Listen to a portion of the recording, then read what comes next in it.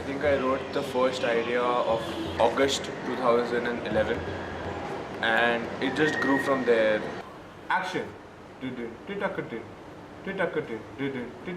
Ta. My co-writer Harshit Bangera, we had a lot of sessions with each other and our script mentor also, Hansa ma'am. I think Viral, this is something he wanted to do. First, he wanted to do it with a car, I think, instead of the.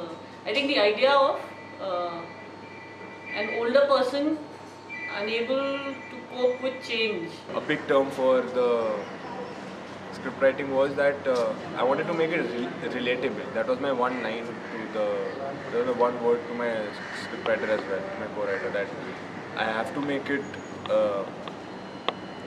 relatable. Anybody watching the film has to feel that, oh, something like this happened to my grandfather, something like this happened to my uncle, or this or that, something or the other. They should relate with somebody like this in their lives. His uncle has problem with the same, Skype and all that.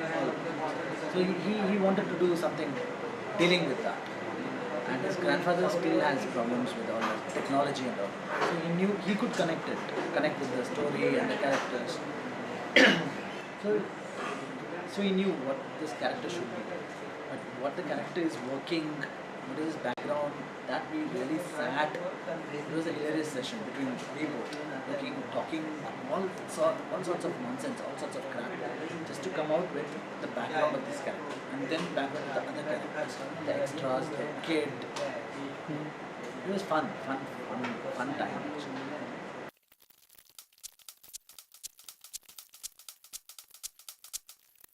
Hansa ma'am as a script mentor, she's good. She's very good.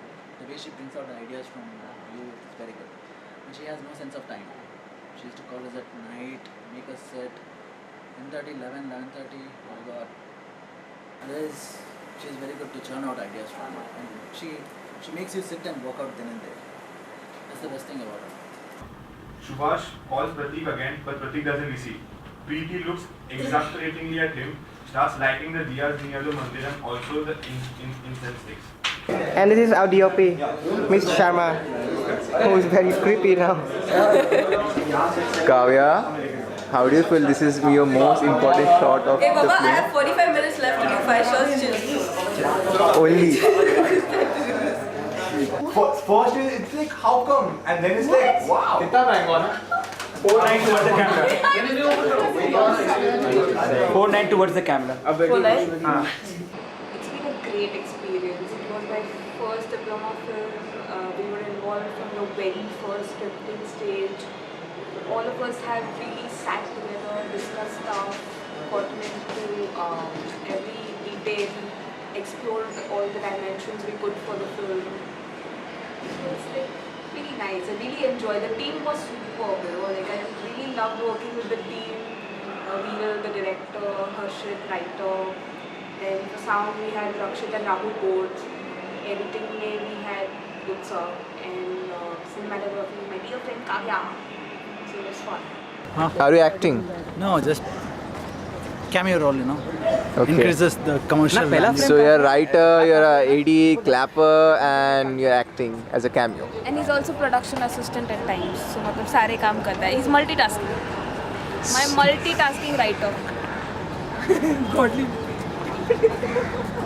The actors were cooperative and we had formed that kind of a relationship because we were rehearsing with them even before the film. We held meetings with them. So we had a good rapport and we had reached an understanding where there was no scope for any fights or something. So that was nice.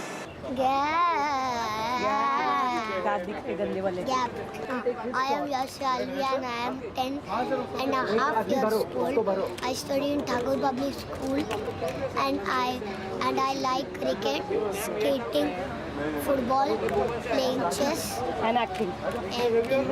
What now I am doing? Basically,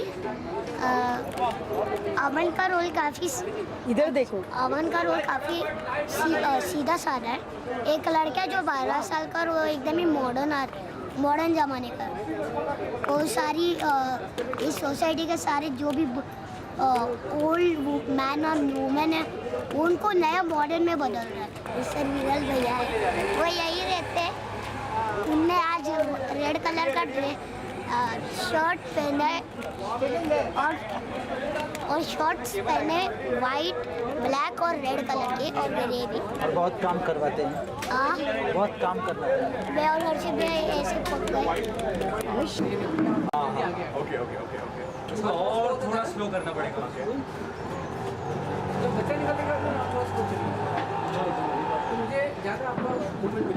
I like this, but one more thing. Safety take. I like this. Most difficult shot. Well, I think all of you made the thing so easy. But if you have to point out one scene, probably the Krishnakant scene and the Skype scene, technically they are a little complicated. Otherwise, for me, you have made the whole thing very simple for me. Lady Happy-Go-Lucky's boy. It was really wonderful working with him. We have almost had become friends, though in the film we are supposed to be big enemies. He's supposed to bully me a lot, but we had become real friends and a really spontaneous child. You can just give me some better conclusion as to what do you feel about editing and cinema. The camera. Oops, sorry, yeah. You're a cinematographer, right? How do you feel about it? Well, editing is. Although I'm an amazing cameraman, I can just do. Well, editing is not about cutting, man. It's rhythm and pace. You see his accent? You see his accent? My accent is far more better than that. So, whatever He's still trying to speak English, but then let's see. What? I can speak English. It's nothing. Why do you speak in an accent? That's it. Well, I'm not speaking accent. I'm an Indian boy trying to be international. He's trying to be normal now. I'm normal. You have 5 minutes. Make it the best shot ever. Why 5 minutes? He helped me in the pre-production, the production, and the post-production, which was the best thing. He was there throughout the film, and I gave him the freedom to make his own cut, to make his own first cut, and because so that I could see what he brings to the film as his thinking, as his interpretation of the script. Then I made in a few changes here and there, and we argued and bickered a lot too over one frame this was, one frame that side. But at the end of the day, it went off smoothly. Well, not so smoothly, but it did. So I was happy. The location sound recording of the film is done by Rahul Badvilkar. He helped me a lot of times when the wild ups, where he actually told me, you can take this as an alternative, you can use it in post, and this and there, small things. When we went to see the location, like he suggested, we have carpets on the floor as well, just in case there's sound, and basically he did a wonderful job there. The sound design of the film is done by Rakshit Thantri. He's actually an alumni now. He's one batch senior to me. I had to build in a whole new rapport with him when I was working with him because I didn't know him as a person prior to shoot. But he was very forthcoming and very energetic to work on this script and to make the sound design as impactful as it can. He got in so much more to the script than I imagined because I thought, okay, the sound would be in this space, this place, we would play it out. But what it was, no, instead of this, we can have it somewhere here, this is what we can do. He basically gave me, like, it was something like, if I gave him, if I gave him 2 options, we can do this or that, he would give me 10 more options, we can do all these things. वो हल्का सा मुझे कम सुनाई देता है और जब वो दिख रहे हैं ना फ्रेम में, so they are not like that in the foreground, they are थोड़ा ऐसे, so maybe वो आवाज भी मेरे को ऐसे लग रहा है कि he is speaking here, my dada is speaking here, it feels like that. We just took in all our creative juices out on the whole film, and the overall concise sound design that you actually see in the film is, I feel all the credit goes to him for the sound design. The music of the film is by Ragini Shankar. I had known her prior to Whistling Woods as well, so I actually spoke to her about the script and we planned to collaborate on my diploma film. Lots of times she gave alternatives to the music as well and put in music where even I didn't think that the music could work that much better. We went and we had this idea about the music that we would have Indian instruments for Subhash's character and we would have Western instruments for Aman, and in the end for the final music piece we would amalgamate both these music tracks to create a coherent music piece. So it would be like a motif throughout the whole film about Indian and Western instruments and melodies. So that really worked well for the entire film. It was a huge privilege working with these young boys and girls in this film called Gap. I was amazed to see the spontaneity, the preparation, the dedication of these young boys and girls. Viral, as the captain of the ship, was really in control, as he must be. And all of them are so, they're so dedicated in their work. They are doing their work so seriously. It's really very happy to see that. The last time I saw it with the sound and the music, I think it's really difficult. It's a slightly difficult sort of, in a funny way, it's a very simple film, but because you have to make it work, you have to make those little situations work, so it requires detailing and little delicate work. So I think in many ways now, with the final sound and the music and everything in place, I can see how they've slowly tried to make it work, which I like.